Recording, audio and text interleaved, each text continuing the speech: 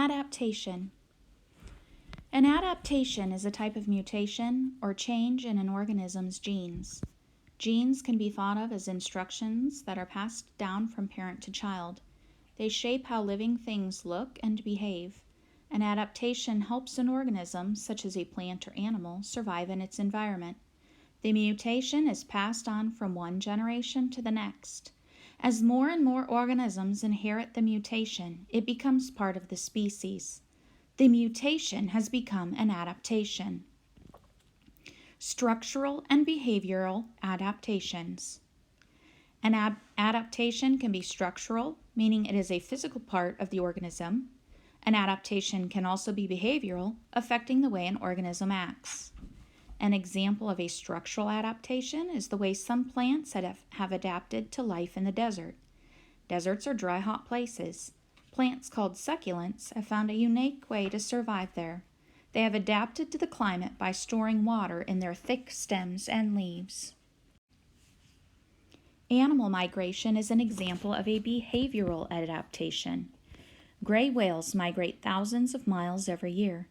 They swim from the cold Arctic Ocean to the warm waters off the coast of Mexico. Gray whale calves are born in the warm water. Later, they travel in groups to the nutrient-rich waters of the Arctic. Some adaptations are called exaptations. An exaptation is an adaptation developed for one purpose but used for another. For example, feathers were probably adaptations for keeping animals warm. Later, they were used for flight, making feathers an exaptation for flying. Habitat. Adaptations usually develop in response to a change in an organism's habitat. The English peppered moth is a famous example.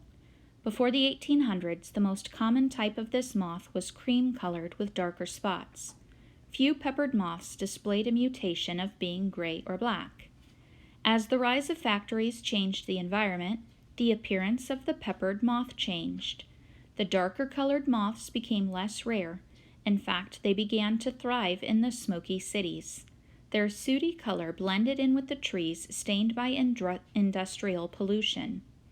Birds couldn't see the dark moths, so they ate the cream-colored moths instead. Speciation.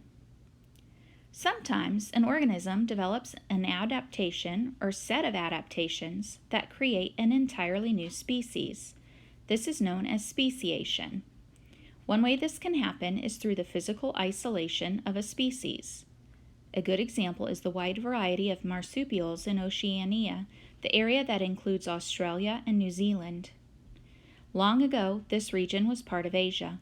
Before it broke away, marsupials arrived. Marsupials are mammals that carry their young in pouches. They are distinct from placental mammals, which carry their young in the mother's womb. Marsupials are now the main type of mammal in Oceania. Meanwhile, placental mammals are the main type on every other continent. Koalas are one of the most famous marsupials. They adapted to feed on eucalyptus trees, which are native to Australia. The extinct Tasmanian tiger was a meat-eating marsupial. It adapted to fill the role played by big cats, such as tigers on other continents. Marsupials in Oceania are an example of adaptive radiation. This is a type of speciation where species develop to fill empty roles in their environment. Co-adaptation.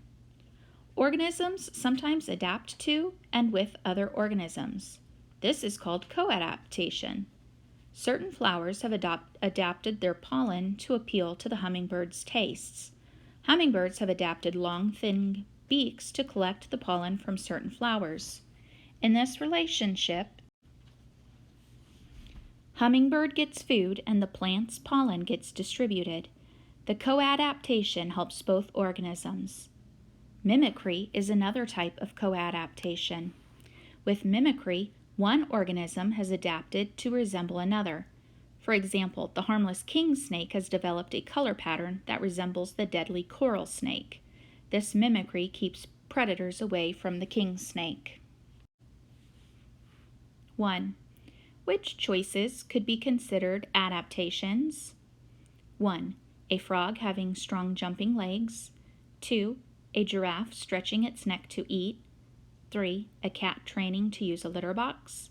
4. A bird having long feathers for flight. A. 1 and 2. B. 2 and 3. C. 1 and 4. D. 2 and 4. Number 2.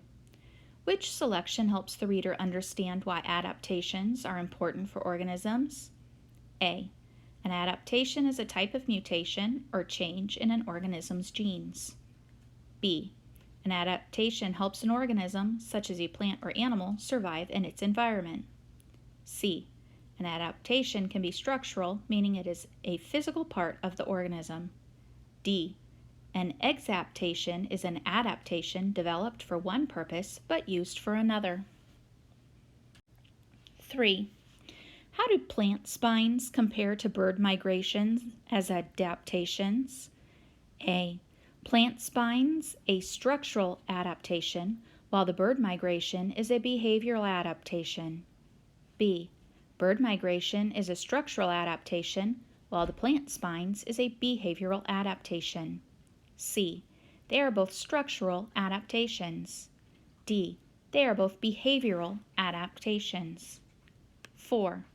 Read the section Habitat. Which detail shows how adaptations can help animals survive in changing environments? A.